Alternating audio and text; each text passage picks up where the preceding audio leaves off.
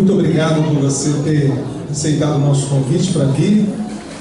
É uma honra para nós receber você e partilhar um pouco dessa alegria de ver crianças e ver resultados. Por algumas vezes, andando em alguns lugares em Vitória, visitando às vezes empresas, eu fui surpreendido por jovens, às vezes mães, que vinham em nossa direção para conversar e agradecer pela fundação. Uma vez andando uma visita a Chocolates Garoto com a equipe de empresários aqui de Vitória, uma moça nos parou na caminhada e eu pensei que fosse talvez de alguma igreja, e ela conversou comigo e disse: "Você não está lembrando de mim?" Eu falei: "Não." E ela falou: "Eu fui uma criança lá na fundação e eu estou aqui hoje por aquilo que eu recebi lá. Aquele tempo mudou a minha vida." E bem recentemente, visitando uma empresa financeira, e uma senhora, assim, uma jovem senhora veio servir um café, e aí ela falou comigo também sobre isso. E ela disse: "Meus 2 filhos passaram pela fundação e os 2 já estão encaminhados, um está estagiando, ele falou, em empresa, e o outro começando agora no novo estágio, estão indo muito bem, e eu queria agradecer, porque a fundação fez uma diferença enorme na minha casa. Eu não sei como seria sem a fundação." Isso faz com que todas as lutas que porventura a gente tem que atravessar, elas compensem. E nós temos muitas falhas, muitas limitações, muitas coisas que melhorar, mas você é parte disso. Cada pessoa que tem contribuído, cada pessoa que tem orado, há tantas empresas que contribuem de alguma forma, e as crianças que estão ali com a gente, que aceitam estar, que se submetem, e acima de tudo, a bondade, a misericórdia de Deus tem feito tudo isso. Eu gostaria de chamar a sua atenção rapidamente para o ensino que Jesus faz para nós no capítulo 25 de Mateus. Capítulo 25 de Mateus, Jesus está falando sobre o que fazer para que a nossa vida não se perca, para que não seja em vão. E ele não fala aqui sobre muita coisa que às vezes é a nossa grande preocupação. No capítulo 25 de Mateus, por exemplo, ele não fala sobre quanto dinheiro a gente consegue juntar ao longo da vida. Ele não fala, por exemplo, sobre quantas casas a gente consegue comprar com o dinheiro que tem. Ele não fala, por exemplo, sobre quantas viagens a gente deveria fazer ao longo da vida para que lá no final a gente pudesse lembrar de tudo que fez e ser feliz. Ele não fala sobre isso. Ele conta 3 parábolas.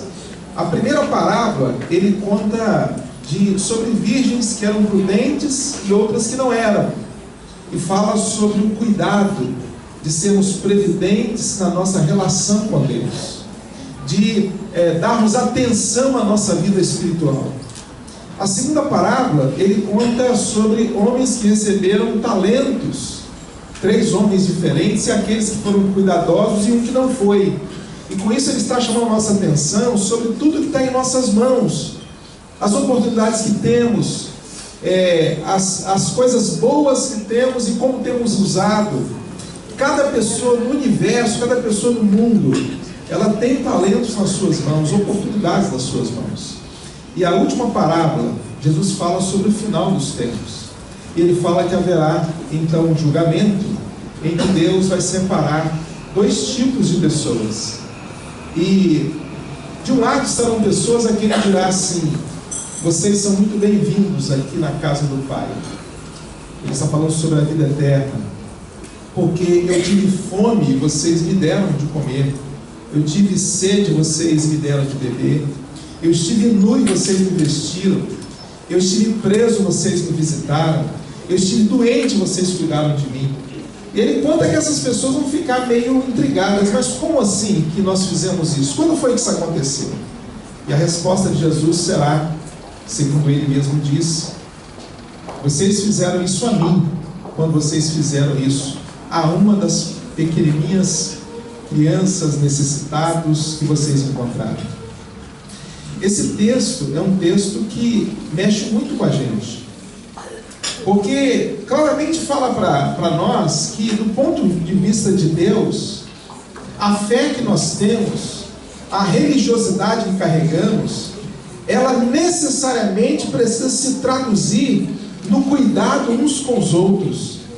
Necessariamente significa que se eu tenho um relacionamento com Deus, se eu creio em Deus, aquilo que eu sei, aquilo que eu tenho, aquilo que eu possuo, não pode ser tido, possuído por mim de maneira egoísta, como se fosse para o meu proveito, para que eu me desse o melhor possível ao longo da vida e pronto.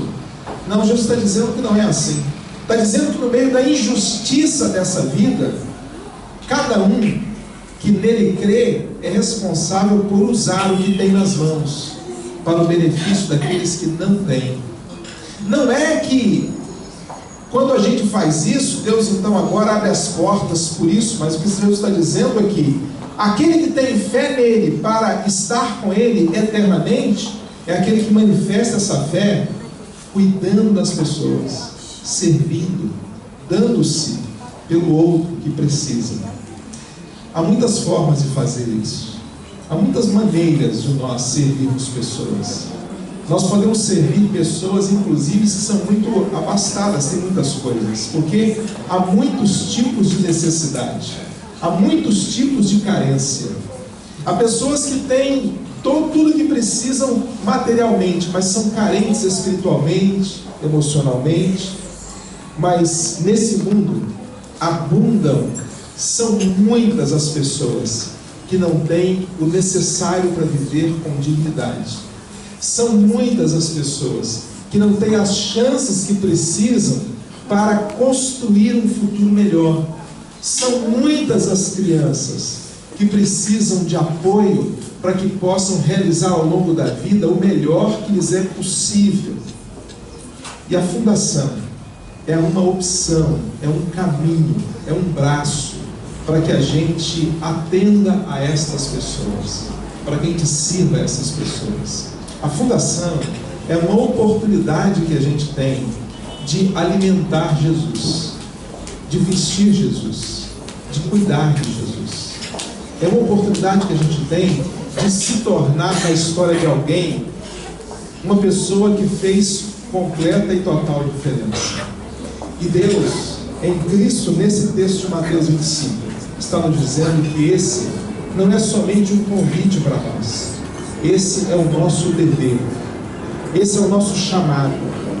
Portanto, hoje à noite, nós queremos celebrar Deus pelos 30 anos, porque ao longo desses 30 anos, muita gente respondeu a esse chamado, a esta convocação. Muita gente se doou. Nós recebemos ao longo desses 30 anos mais de 6.000 crianças.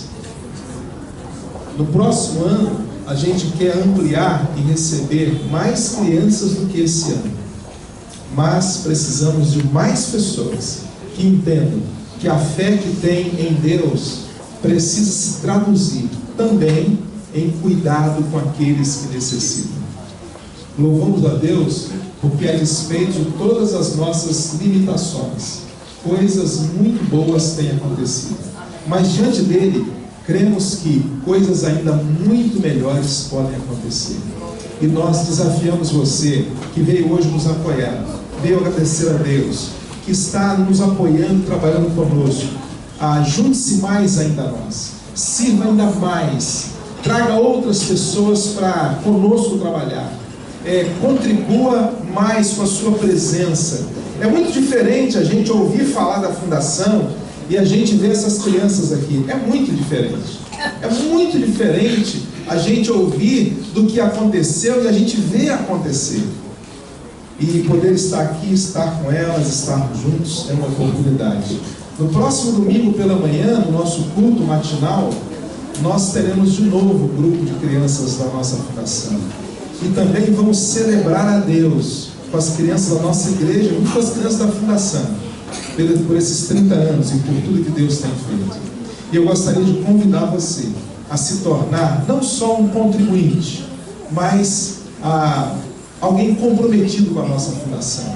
para conhecê-la, para falar dela, para trazer outras pessoas para servirem junto conosco, para que mais e mais crianças possam ter a história marcada positivamente, como a gente ouviu hoje o testemunho dessas duas jovens que estiveram aqui conosco e que passaram por lá, e há tantos outros que eu citei alguns aqui. Quero colocar diante de Deus, agora não a nossa gratidão, porque ela já foi colocada. Quero colocar diante de Deus a minha e a sua vida.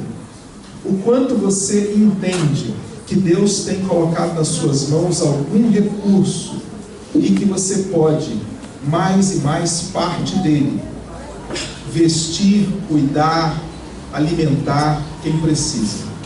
Mas lembre-se, não significa só dinheiro. Contribuir financeiramente é a parte mais simples. Significa presença, significa busca, significa envolver outros, significa servir de alguma forma. Eu convido você para fazer parte disso e coloco diante de Deus nessa oração a minha vida e a sua, para que Deus nos ajude nisso. Vamos orar? Ó Deus, em nome de Jesus, torna-nos mais disponíveis, mais prontos, mais altruístas, mais dispostos a servir. Isso que o Senhor nos disse em Mateus, chamando a nossa atenção sobre o cuidado com aqueles que precisam, que nós não nos esqueçamos disso e que tenhamos resposta pronta e positiva todas as vezes que a necessidade estiver diante de nós, com aquilo que tivermos, com aquilo que formos, com a nossa capacidade, que a gente possa servir para a glória e para a honra do Teu nome, em nome de Cristo Jesus. Amém.